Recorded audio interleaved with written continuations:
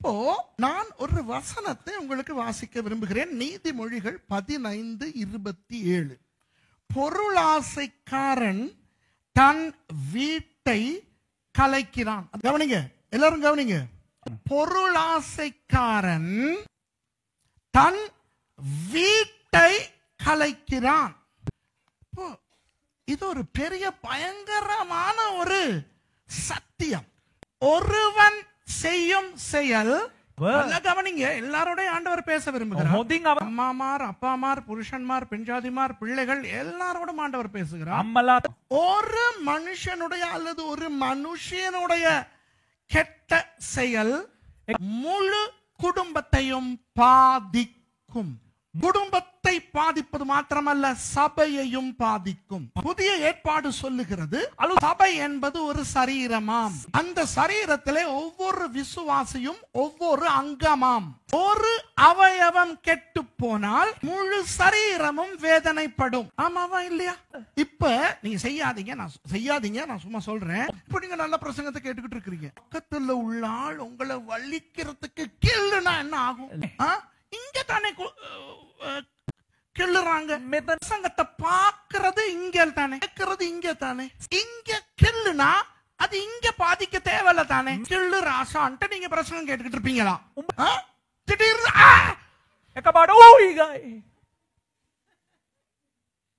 கில்ல தேவையில்லை.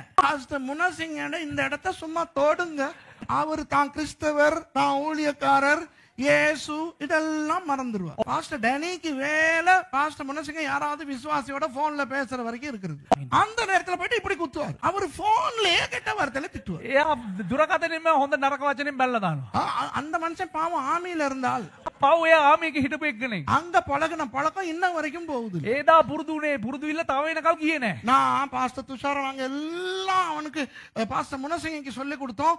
ஆமென் சொல்லு, அல்லேலூயா சொல்லு, ஸ்துதி வேவா சொல்லு.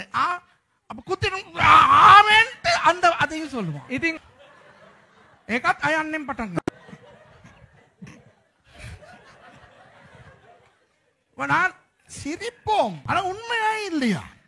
சரீரத்தில் ஒரு அங்கம் பாதிக்கப்பட்டால் முழு சரீரத்தையும் பாதிக்குமா இல்லையா? ஆகவே நீங்கள் ஒரு ஆள் ரகசியமாய் செய்கிற பாவம் உங்கள் குடும்பத்தை பாதிக்கும். நீங்கள் அம்மா அப்பாவா இருந்தால் அது உங்கள் பிள்ளைகளை பாதிக்கும். நீங்கள் பிள்ளைகளா இருந்தால் அது உங்கள் அம்மா அப்பாவை பாதிக்கும். அது உங்கள் சபையையே பாதிக்கும். அந்த உங்கள் குடும்ப அங்கத்தவர்கள் பாவம். அவர்கள் ஏனென்று தெரியாமலேயே அடி வாங்கிக் கொண்டிருப்பார். உங்கள் சபையினர் பாவம். அவர்கள் ஏனென்று தெரியாமல் சாபத்தை அனுபவித்துக் கொண்டிருப்பார். இதுதான் அன்று நடந்தது. சரி, நாம் யோசுவா 6வது அதிகாரத்துக்கு போவோம். அந்த 6வது அதிகாரத்திலே யோசுவா எரிகோவை பிடிக்கிறது பற்றி மக்களோடு பேசுகிறார். அவர் என்ன சொல்லுகிறார்? நாங்கள் எரிகோவை பிடித்தவுடன் அந்த தேசத்துக்கு என்ன செய்ய போகிறோம் என்று 18ஆம் வசனத்திலே விளக்குகிறார். 17வது வசனத்தை பார்ப்போம். இந்த பட்டணமும் இதில் உள்ள யாவும் கர்த்தருக்கு சாபத்தீடாய் இருக்கும். புரியுதா? என்ன பாருங்க, அந்த வசனத்தை பிறகு நீங்க வாசிங்க. அதுல ராகாப பத்தி எல்லாம் வருது, அதெல்லாம் தேவையில்லை நமக்கு. யோசுவா தலைவர் மக்களுக்கு சொல்லுகிறார், இந்த எரிகோ பட்டணத்தை நாங்கள் பிடித்த பிறகு இந்த பட்டணமும் இதில் உள்ள யாவும் கர்த்தருக்கு சாபத்தீடாய் இருக்கும். ஓகேயா? கெட்டது, அசுத்தம் தொடக்கூடாது.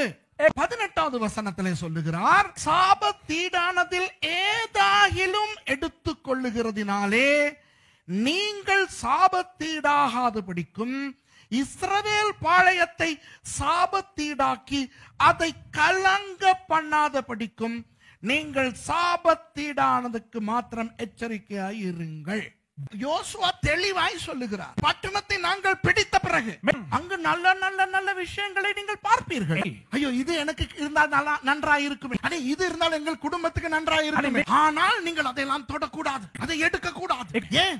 அவை சாபத்தீடானவைகள். எடுத்தால் உனக்கும் சாபம், உன் குடும்பத்துக்கும் சாபம், முழு இஸ்ரவேல் பாளையத்துக்கும் சாபம். சொல்லிட்டாரா இல்லையா? யாரும் ஒன்றும் எடுக்க கூடாது அல்லவா? அது முதலாவது கட்டளை.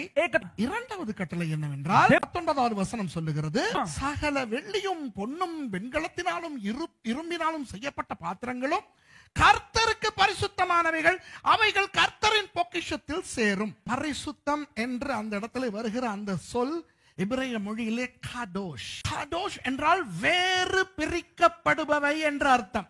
ஆகவே பொன், வெள்ளி, வெண்கலம், இரும்பு எல்லாம் கர்த்தருக்கென்று வேறு பிரிக்கப்பட்டு கர்த்தருடைய பொக்கிஷத்திலே அவை சேர்க்கப்படும். இந்த 2 கட்டளையும் உங்களுக்கு புரிகிறதா?